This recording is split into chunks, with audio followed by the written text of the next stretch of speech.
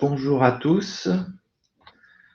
Nous allons commencer ce webinaire sur la certification EPADOA. Alors, je vais partager mon écran et nous allons pouvoir commencer en attendant que les dernières personnes se connectent.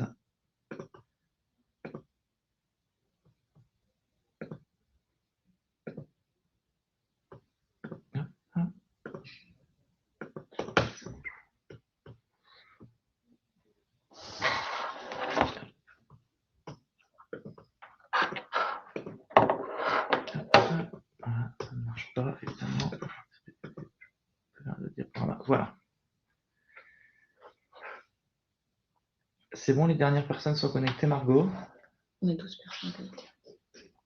Eh bien, on va considérer que, que les dernières personnes sont arrivées. Il y a encore 2 inscrits. Donc aujourd'hui, c'est un webinaire alors à destination de vous, les services de santé au travail, pour certains d'entre vous qui vont bientôt passer sur Padoa, pour d'autres qui sont en cours de réflexion pour passer sur Padoa. Et ce qu'on voulait vous présenter aujourd'hui, alors de manière relativement ramassée, hein, c'est-à-dire en 1 heure, c'est comment Padoa s'est préparé à la certification et comment, lorsque vous passerez sur l'outil Padoa, vous serez prêt pour répondre aux enjeux de la certification. Donc, comment ça va se passer ce matin? On a prévu 1 heure. Donc, je vais vous présenter un peu, faire un tour d'horizon en 40 minutes. Alors, bien sûr, on n'aura pas le temps de revoir toutes les lignes, ligne à ligne de la certification, hein. On va se concentrer sur les grandes thématiques et on gardera 20 minutes pour répondre à vos questions. Alors, comment ça se passe? Vous avez un onglet questions, hein, sur lequel vous pouvez nous envoyer des questions par écrit qu'on va essayer de compiler pendant la présentation de manière à y répondre en fin de session.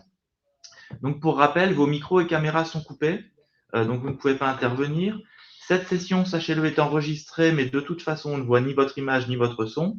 Et lorsque vous posez une question sur l'onglet questions-réponses, elle n'est visible que des modérateurs et elle n'est pas visible de tout le monde. Pour votre complète information, donc moi je suis Nicolas Tell, directeur de la stratégie de Padoa. Voilà, je m'occupe de différents sujets chez Padoa, mais notamment toute cette coordination du sujet certification. Et je suis aujourd'hui accompagné de Margot Jomeau, qui est notre juriste, et DPO également. Donc, je vous propose de rentrer tout de suite dans le vif du sujet. Et alors, vous le savez, hein, la certification, c'est quoi? C'est une liste d'exigences, hein, comme toutes les certifications de type AFNOR ou ISO. Une exigence, c'est quoi? Ça veut dire que pour chacune des exigences, il faut disposer d'un processus qui doit être documenté. Donc, c'est essentiellement de la documentation. Mais maintenant, pour répondre à cette exigence, vous avez, dans la quasi-intégralité des cas, besoin d'un outil informatique performant. Donc, le message à retenir, c'est que certes, l'outil informatique n'est pas suffisant pour respecter les exigences. Il faut qu'il y ait derrière les process, il faut faire les actions, bien sûr, mais c'est, dans la quasi-intégralité des cas, un moyen nécessaire pour y parvenir. Et ce qu'on va vous montrer aujourd'hui, c'est que Padoa est prêt pour la certification. Ce que je vais vous expliquer aujourd'hui, ce n'est pas qu'est-ce que Padoa va faire pour vous permettre de répondre à la certification. Le message, c'est Padoa est déjà aujourd'hui prêt pour la certification. Et ça, pourquoi? En fait, vous le savez, hein, c'est grâce à tout l'investissement qu'on a fait depuis, chez Padoa depuis plusieurs années dans la technologie, c'est-à-dire la force de frappe en recherche et développement qu'on a mis en place chez Padoa, mais également sur les sujets qui ont été abordés. En vrai, ça fait plusieurs années qu'on anticipait ces sujets. Donc, ils sont tous en ligne de mire, plus ou moins matures, mais en tout cas tous en ligne de mire et tous disponibles. Et donc, la conclusion de tout ça, c'est que vous savez que la certification, elle est là sur plusieurs niveaux. Et je pense que là, en ce moment, l'intégralité des clients de Padoa vise évidemment le fameux niveau 3. Alors, dernier rappel avant de rentrer dans le vif du sujet. Elle est structurée comment, cette certification dans la spécification AFNOR? On peut distinguer 4 parties. Une première partie que je peux appeler des exigences diverses et variées sur plusieurs thématiques où là, il n'y a pas de niveau. Alors, ça va parler d'interopérabilité, de sécurité, de relations avec l'adhérent, d'informations à mettre à disposition, etc., etc. Et puis après, il y a des exigences plus détaillées sur chacune de vos trois missions, le suivi individuel, le maintien en emploi et la prévention des risques professionnels. Et à chaque fois, ils définissent 3 niveaux, hein, grosso modo. Le niveau 1, c'est d'avoir le processus qui est documenté. Le niveau 2, c'est d'avoir les indicateurs qui vont en face de chaque processus. Et le niveau 3, c'est là où ça devient un peu plus délicat, c'est qu'il faut que les indicateurs soient bons, hein, ou qu'on sache expliquer pourquoi on ne les a pas respectés. Donc là, c'est vraiment agir. Donc, ce que je vous propose, c'est de se balader entre ces exigences et vous montrer concrètement comment c'est implémenté dans Padoa sur ces 4 rubriques. Donc, on va commencer par les exigences que j'appelle diverses et qui commencent par des exigences sur les référentiels de sécurité d'interopérabilité. Donc là, on est assez tranquille, hein. Vous savez qu'il y a eu un décret relativement récemment, enfin qui commence à avoir presque un an, sur le contenu du dossier médical en santé au travail. Donc là-dessus, Padoa est 100% conforme, hein, sur ce contenu. C'est un des points des exigences. Sur les référentiels d'interopérabilité, on insiste beaucoup dans la certification sur l'interopérabilité avec les éléments du système de santé publique, je vais dire du ministère de la Santé. Donc, sur le DMP, dossier médical partagé, les fameux décrets, etc., ne sont pas encore sortis, donc on verra. On a déjà tout le bloc INS. Sachez que, par exemple, c'est à titre illustratif, l'INS est non seulement déjà implémenté dans Padoa, mais déjà utilisé. D'ailleurs, vous pouvez aller voir, hein, c'est en open data, hein, les utilisations du déploiement de l'INS par éditeur de logiciels. Voilà, je vous invite à regarder sur la santé au travail. Vous verrez qu'il n'y a que Padoa qui utilise vraiment l'INS et a fait des appels au serveur. Et puis, il y a un élément un peu plus global sur le respect de ce qui s'appelle la PGSSIS, hein, c'est-à-dire la politique générale des systèmes de sécurité des systèmes d'information en santé. Donc là-dessus, évidemment, Padoa, via sa certification HDS en propre, hébergeur de données santé ISO 27001, voilà, ça c'est des sujets qui sont réglés finalement que vous pouvez nous déléguer, hein, dans la quasi-intégralité, parce qu'il y a des sujets qui vous concernent sur les procédures, mais je vais dire que quand vous serez sur Padoa, vous serez tranquille là-dessus. Deuxième sujet, un peu un miroir de la sécurité, c'est tout ce qui est RGPD. Bon, là-dessus, Padoa est évidemment complètement conforme à la RGPD. On envisage même une certification associée ISO 27701. Voilà, c'est sur la protection des données personnelles. On n'y est pas encore, mais c'est un sujet sur lequel on travaille.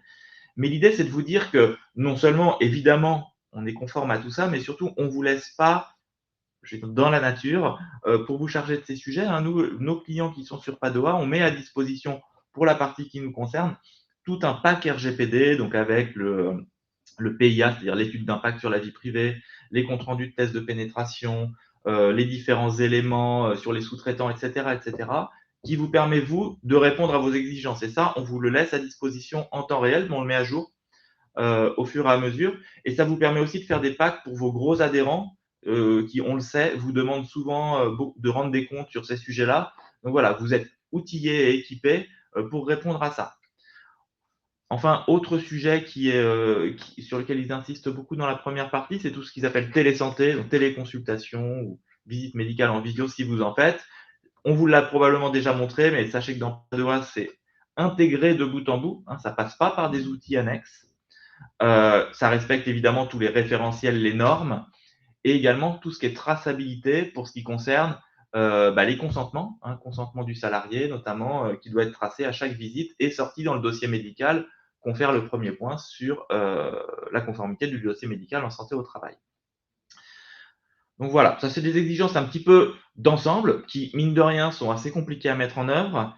Et après, on rentre dans des exigences un petit peu plus techniques, on va dire. Notamment, il y a tout un volet sur alors ce que j'appelle le portail adhérent, mais en réalité qui s'appelle ce que vous devez mettre à disposition de manière numérique à l'adhérent.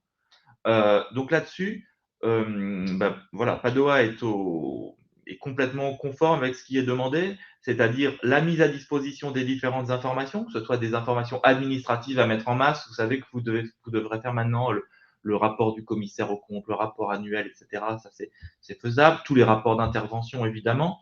La traçabilité des échanges avec les adhérents, c'est-à-dire qu'ils peuvent vous transmettre les documents et c'est tracé. Tout ce qui va être demande de rendez-vous, prise de rendez-vous, l'état de la facturation et des paiements, qui sont une des exigences. Tout ça, alors ça, je ne vais pas vous le montrer directement dans l'application Padoa parce que je crois qu'avec j'ai vérifié ce matin avec toutes les personnes qui sont connectées, on a eu l'occasion de vous faire des démonstrations de cette partie-là. Ce que je voulais vous montrer sur une des exigences un petit peu plus délicates à prendre en compte sur cette partie, c'est tout l'aspect traçabilité, parce que vous allez devoir tracer toutes les demandes de vos adhérents, que ce soit des réclamations, des demandes spécifiques, et surtout la suite que vous y donnez. Donc ça, c'est quelque chose qui est déjà disponible dans Padoa, de faire cette traçabilité qui s'appelle généralement un CRM, hein, Customer Relationship Management, gestion de la relation client. Donc, chez vous, c'est gestion de la relation adhérent, mais c'est pareil. C'est comment je trace dans tous les dossiers adhérents les interactions que j'ai eues avec eux. Et là, je vais passer sur l'application Padoa. Attendez que je me mette sur la bonne interface. Je l'ai loupé. C'est où Je pense que c'est là. Voilà. C'était pour vous montrer dans un dossier des adhérents, il y a tout un suivi qui peut être fait, vous voyez, où je vais tracer tout ce qui s'est passé. Et typiquement, je peux même avoir du travail en équipe. Ça, c'est quelque chose qui est déjà fonctionnel dans Padoa. Je m'explique. Un adhérent, je ne sais pas, appelle le service comptabilité ou le service relation adhérent pour faire une réclamation. Il ne veut pas payer parce qu'il n'a pas eu de visite médicale. C'est un cas totalement fictif, mais qui peut se produire. Et donc là, ce que je peux faire, c'est tracer que j'ai eu ce contact adhérent et travailler en équipe, par exemple en transmettant au secrétariat médical et en demandant peux-tu vérifier s'il y a eu des convocations. Hop, pardon, une petite faute de frappe. S'il y a eu des convocations. Et là, je crée ce ticket, cet échange en fait qui est tracé, qui va avoir un statut. La personne qui est concernée va pouvoir gérer cet élément. Hein. Chacun en étant concerné, voilà, je retrouve mes éléments à traiter. Je sais que c'est dû dans 15 jours selon les fameux indicateurs de qualité de service demandés par la réglementation, enfin par la certification, pardon. Et derrière, voilà, je vais pouvoir faire balader cette information, répondre à l'adhérent, marquer des notes, faire un compte rendu en disant j'ai appelé l'adhérent, ça s'est bien passé. Donc voilà, appel. Hop, OK. Hop, résultat de l'appel, le contact a répondu. Tout ça est tracé dans le dossier de l'adhérent. Et derrière, on va pouvoir mesurer la qualité de service, c'est-à-dire toutes les demandes ou réclamations, ce n'est pas forcément des réclamations, qui nous proviennent de l'adhérent, et vérifier que tout a été traité, dans quel délai, puisque c'est des choses sur lesquelles vous devez rendre des comptes dans cette certification. Alors, si je passe à la suite, maintenant, voilà, ça c'était pour les exigences un petit peu génériques, donc toutes les exigences concernant l'interopérabilité, la traçabilité, les échanges avec l'adhérent, etc., etc.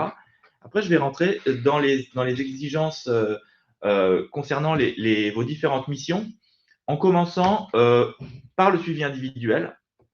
Donc ça, sur le suivi individuel, finalement, bon, rien de nouveau sous le soleil hein, dans la certification. Vous devez faire les visites selon les calendriers prévus par la réglementation. La seule nouveauté, c'est que vous avez un devoir de traçabilité et de justification de où j'en suis sur mon retard, comment j'ai fait, est-ce que j'ai respecté par exemple les délais de 8 jours après les embauches, est-ce que, après les visites de reprise, est-ce que j'ai bien réalisé toutes mes visites d'embauche, etc., etc., et de le sortir même adhérent par adhérent. Donc ça, vous le savez, c'est complètement intégré, codé en dur dans Padoa, c'est vraiment, ça fait partie de l'ADN de Padoa, hein, ce pilotage du suivi individuel, à la fois de manière très opérationnelle, directement auprès des équipes médicales et des personnes en charge de la convocation en particulier, et puis également au niveau analyse statistique par l'analyse des retards, la qualification des retards, l'analyse des visites d'embauche que je pourrais vous montrer, les plans de charge que vous voyez là à l'écran. Est-ce que sur un effectif médical, un centre, tout le service, je suis au-dessus ou en dessous de la barre de ce qui me permet de tenir mon niveau de flottaison pour ne pas prendre de retard? Ça, vraiment, vous l'avez complètement. Hein. Je peux vous rafraîchir un petit peu la mémoire pour ceux qui l'ont vu il y a un petit peu de temps, mais vous avez, au niveau d'un effectif médical, toute la traçabilité de vos convocables. Voilà, combien est-ce que j'ai de demandes des adhérents qui me viennent du portail à traiter? Est-ce que j'ai respecté ou pas le délai des 8 jours dans le cadre, là, par exemple, des visites de reprise?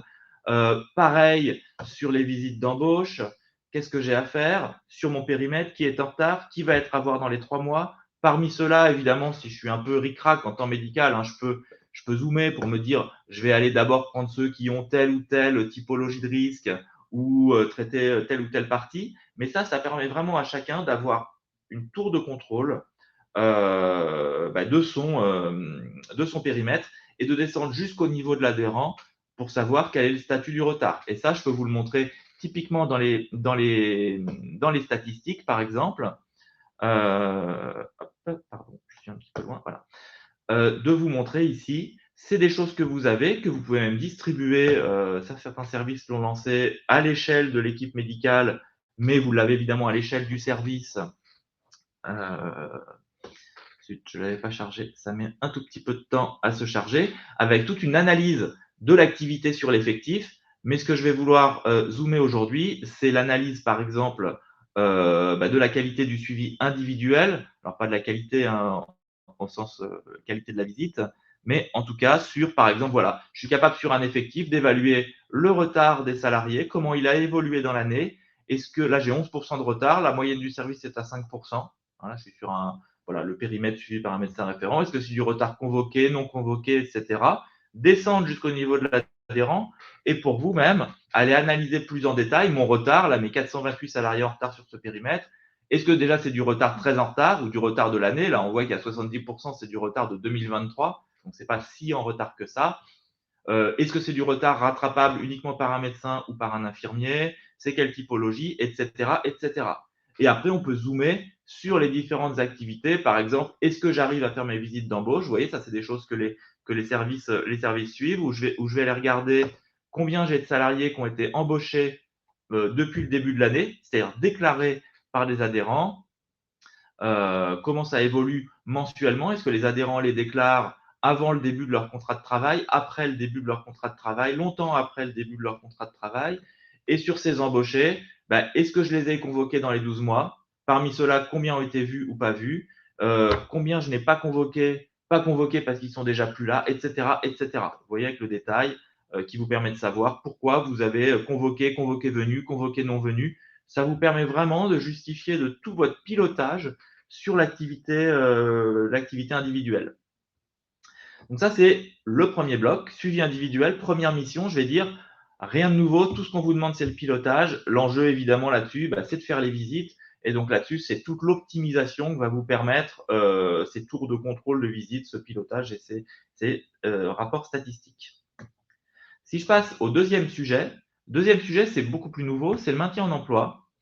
Alors, sur le maintien en emploi, je sais que vous êtes tous en train de vous organiser. Padoa est déjà prêt à vous accompagner.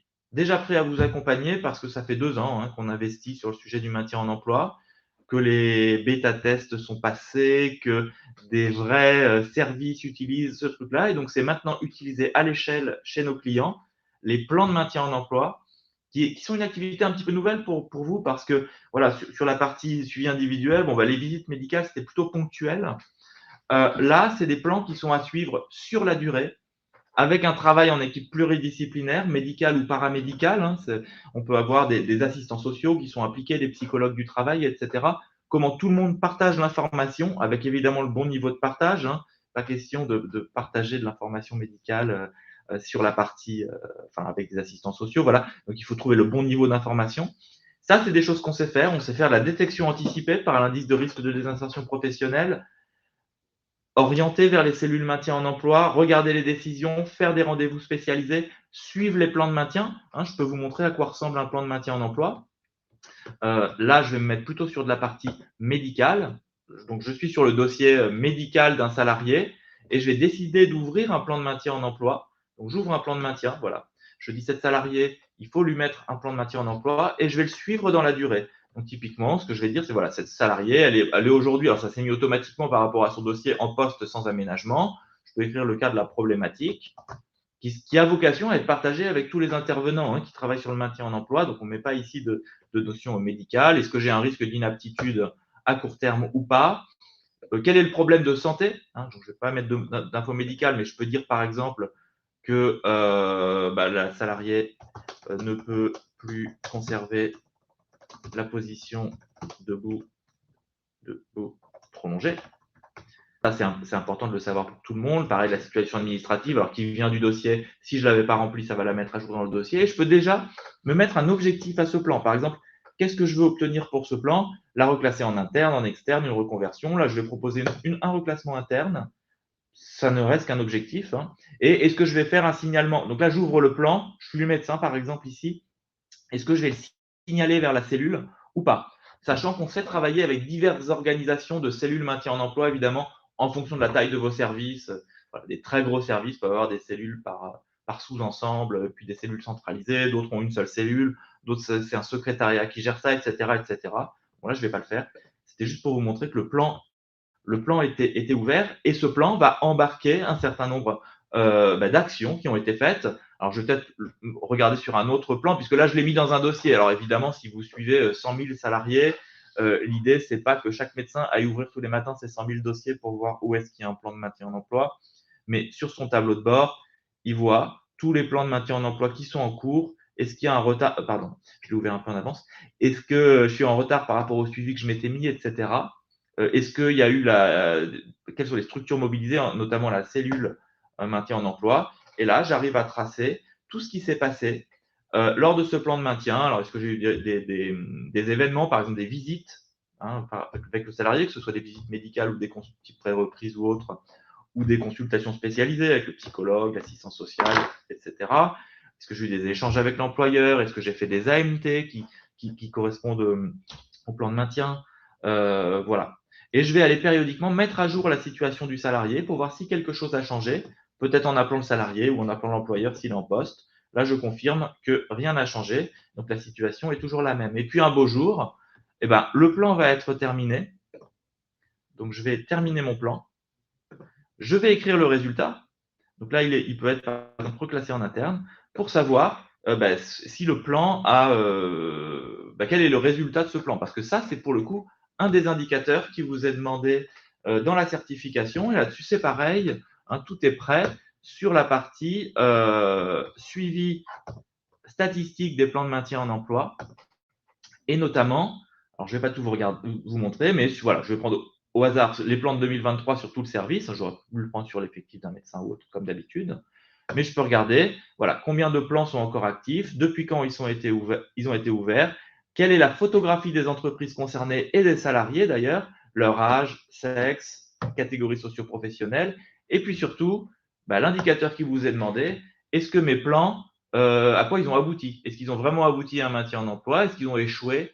Ou est-ce qu'ils n'ont pas atteint l'objectif qui était fixé, mais une solution a été trouvée, par exemple avec des aides particulières, un départ anticipé à la retraite, ce genre de choses.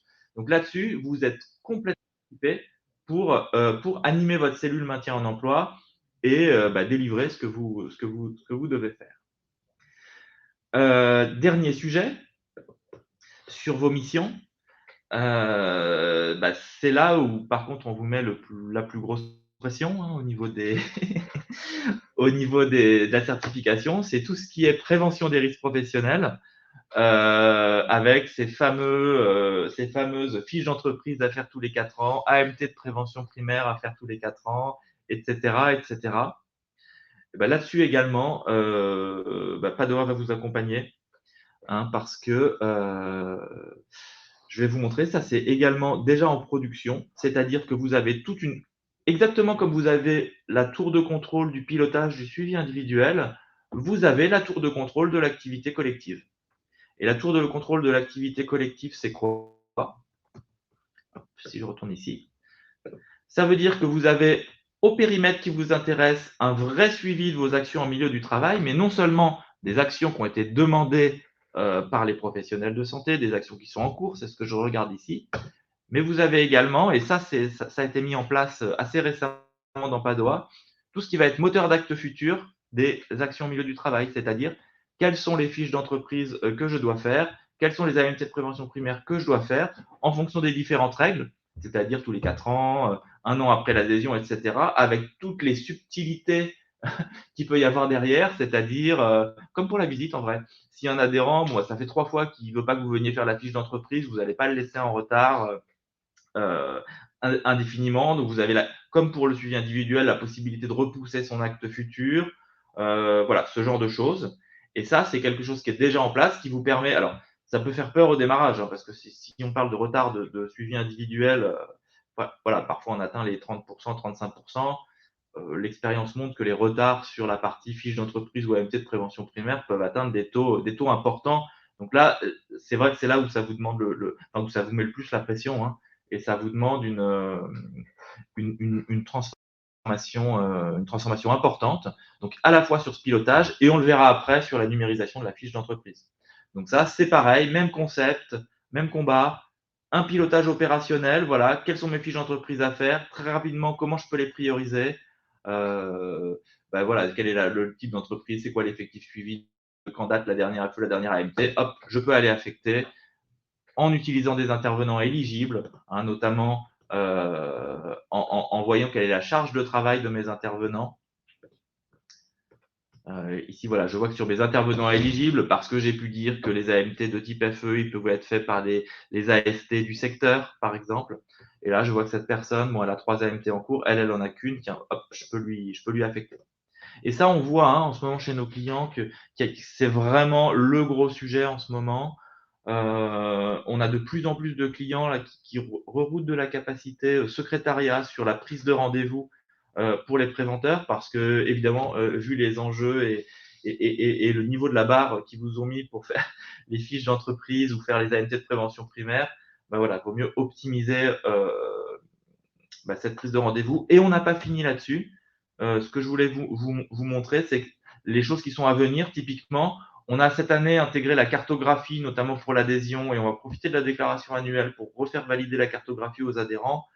Et l'idée, c'est aussi de permettre, lorsque vous prenez des rendez-vous, d'utiliser cette cartographie. Hein, voilà, je vous montre les maquettes, mais parce que l'idée, c'est de dire, si je me rends faire une fiche d'entreprise à tel ou tel endroit, ça vaut quand même le coup de regarder s'il n'y en a pas d'autres à faire aux alentours, surtout quand vous allez en zone dense, dans une rue commerçante ou autre.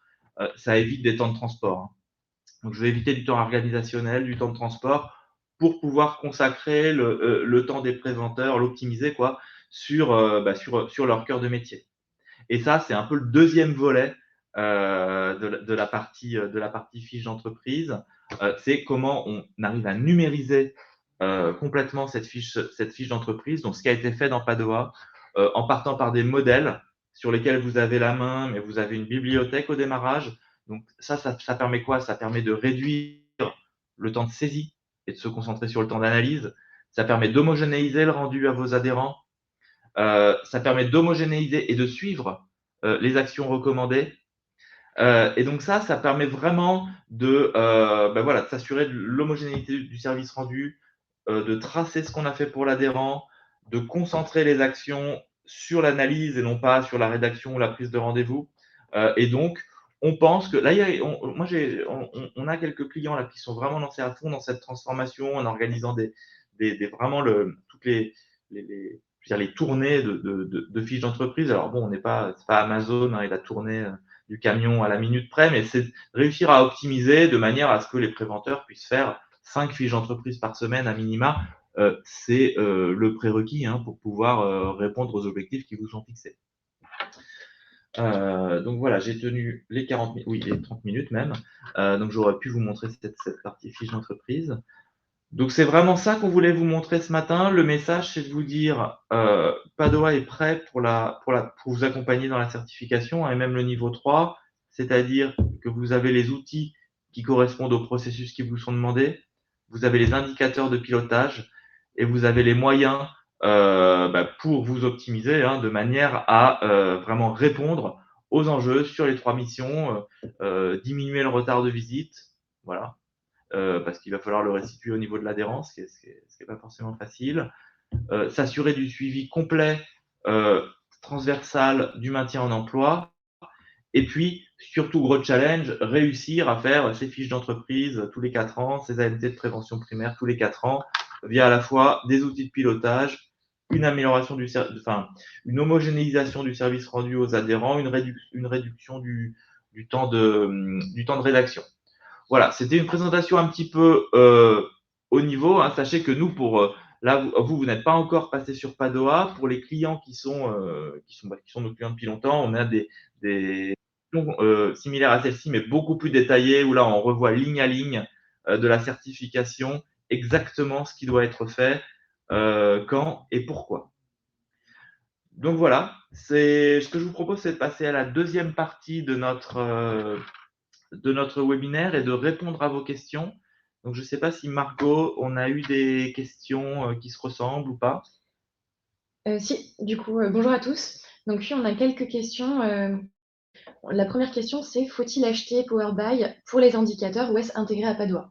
C'est intégré à Padoa. Et là, alors, je vais même vous dire des choses qui vont arriver d'ici la fin de l'année dans Padoa. Aujourd'hui, vous l'avez vu, c'est sur un environnement à part. Et Power BI, qui est un outil de Microsoft, ils ont fait beaucoup d'évolutions pour les éditeurs de logiciels. On va être en mesure de l'intégrer directement dans l'interface Padoa. Donc, ça sera plus facile d'accès. Ce seront les mêmes rapports. Donc, l'outil Power BI est intégré dans Padoa. Au démarrage, on vous fournit une bibliothèque un peu standard de rapports, mais vous avez bien sûr la possibilité de les adapter, de faire les vôtres, d'en refaire d'autres. Ça dépend de votre stratégie. Donc, c'est complètement inclus dans la plateforme. On a une seconde question, c'est Padoa est-il capable de différencier les AMT de l'offre socle de celle de l'offre complémentaire? Oui. On met alors, les AMT sont classifiées selon le thésaurus des AMT, donc ça, c'est une chose. Mais par ailleurs, elles sont classifiées selon d'autres rubriques via des étiquetages libres, en fait, que vous pouvez faire.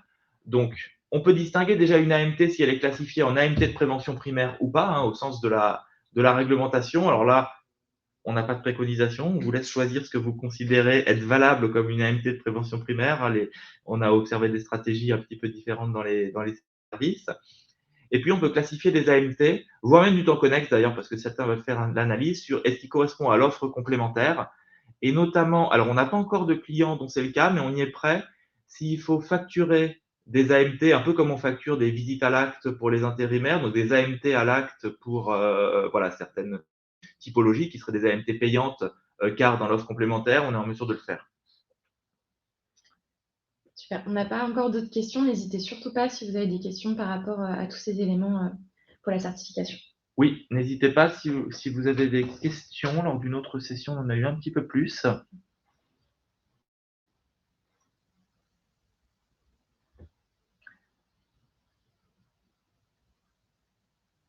Personne n'a de questions? Bah, écoutez, c'est que c'était ultra clair.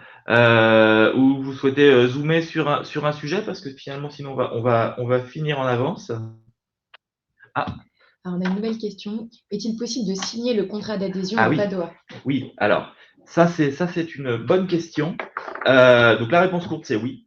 Mais je vais en profiter pour répondre à différents sujets. C'est vrai que la certification, elle vous oblige à mettre de l'information à disposition du public, et notamment de vos adhérents, avec 3 niveaux. Alors, il y a des choses qui ne sont pas du tout du ressort de Padoa, c'est de l'information complètement publique que vous devez mettre sur votre site internet, donc accessible de vos adhérents et de vos non-adhérents, les grilles tarifaires, je ne sais plus, les statuts, etc. Donc ça, c'est sur votre site internet. Il y a un deuxième niveau d'information qui est de l'information générique. Mais écoute, vous ne devez transmettre qu'à vos adhérents. Donc ça va être des rapports annuels, le rapport du commissaire aux comptes, les convoques à l'Assemblée générale, etc., etc. Donc ça, on est en mesure dans Padoa de diffuser en masse de l'information générique à tout ou partie de vos adhérents, hein, et les mettre sur leur portail adhérent et sont notifiés que c'est sur leur portail. Et enfin, après, il y a l'information spécifique adhérent par adhérent, et il y a notamment la partie contrat d'adhésion. Donc là, dans Padoa, vous avez toute l'adhésion en ligne, notamment, ou même quand c'est une adhésion qui n'est pas en ligne, elle se finit en ligne par une déclaration. L'adhérent va être amené à signer son contrat d'adhésion en ligne, qui retrouvera dans son portail, et évidemment que vous retrouvez vous chez vous. Donc ça, c'est complètement calé. Et ça, c'est déjà en place depuis un petit moment.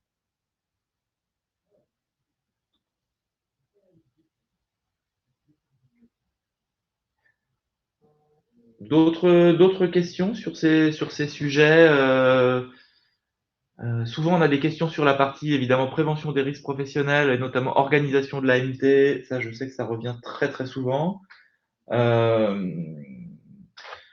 Donc voilà, c'est juste pour vous dire qu'on est capable sur cette partie-là. On sait que les services sont organisés très différemment, hein. Nous, nos clients alors varient de, certains suivent quelques dizaines de milliers de salariés, nos plus gros clients suivent plus d'un million de salariés. Donc évidemment, on est conscient que ces organisations peuvent pas être les mêmes dans toutes les typologies.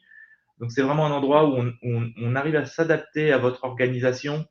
Est-ce que la prévention est gérée complètement en centrale? Est-ce qu'elle est gérée en local dans les centres? Est-ce que, et ça c'est ce qu'on voit de plus en plus fréquemment, on peut faire les fiches d'entreprise et études de poste en local dans les centres. Par contre, les AMT de type ingénierie sont gérées en centrale. Voilà. Est-ce qu'il peut y avoir une intervention du secrétariat pour la prise de rendez-vous? Oui. Voilà. Donc ça, c'est des choses qu'on observe. On a d'autres oui, d'autres Oui. questions?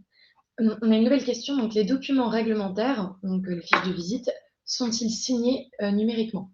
Oui, bien sûr. Ça, c'est depuis le début de Padoa, hein. Ça, je vous montre, c'est évidemment ça. Lorsque je vais être un médecin ou un infirmier, je vais faire une visite. Je vais mettre sur une visite, comme ça, je vais vous montrer. Je suis déjà authentifié de manière forte sur Padoa. Donc, authentification à 2 facteurs, alors, avec ou sans le SSO pour les connaisseurs, en fonction de ce que vous avez. Je pourrais vous détailler, mais si je vais sur une visite, tiens, je vais traiter, je suis bien connecté en tant que médecin, ouais. Donc, je vais faire ma visite, évidemment. Et à la fin, je vais être amené à émettre ma fiche de visite, éventuellement des courriers. Alors, je vais faire ça, c'est une attestation de suivi qui est proposée. Hop. Alors, il faut que je fasse une visite d'au moins 1 minute, hein, quand même. Et lorsque je vais clôturer ma visite et l'archiver, on va me dire, tiens, vous avez X documents à signer. Alors, en l'occurrence, j'ai rien fait, j'ai qu'une attestation de suivi à signer avec aménagement de poste, mais j'aurais pu avoir des courriers. Et là, je vais la signer électroniquement. J'ai un petit code PIN qui est comme un code de carte bleue, hein. C'est toujours le même pour chaque professionnel de santé. C'est signé électroniquement via un tiers de confiance. Et derrière, alors bien sûr, vous pouvez l'imprimer, mais c'est mis en temps réel et à disposition, chacun pour ce qui les concerne, sur les portails des employeurs et des salariés. Donc ça, c'est vrai que ça vous permet d'avoir la signature électronique, d'avoir une date certaine quand même à laquelle vous avez envoyé les documents,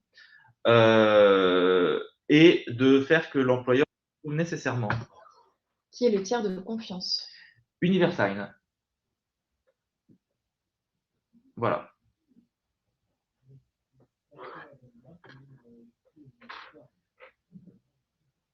Alors, je vous laisse 2 minutes pour réfléchir à d'autres questions.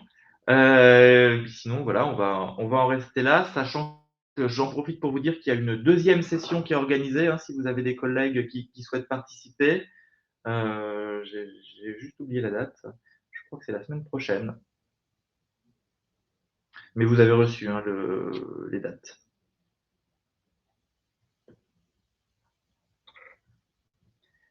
Est-ce que certains d'entre vous ont encore des questions avant que nous clôturions la session?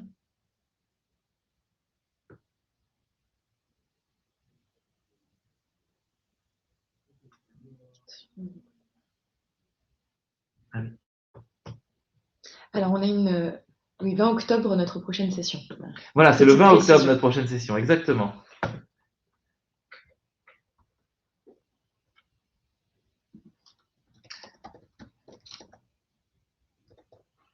Eh bien, écoutez, je vous dernière Non. question. Non, c'est bon, c'était une question. Je vous remercie pour pour votre temps, évidemment, hein, vos interlocuteurs chez Padoa tiennent à votre disposition, hein, si vous avez d'autres questions qui vous reviennent derrière ou de détails sur ces sujets de certification. En tout cas, j'espère que ça a apporté une partie des questions que vous aviez sur Padoa et la certification. Et puis, je vous souhaite une bonne fin de journée et un bon week-end puisqu'on est vendredi. Merci beaucoup. Merci à tous. Au revoir. Au revoir.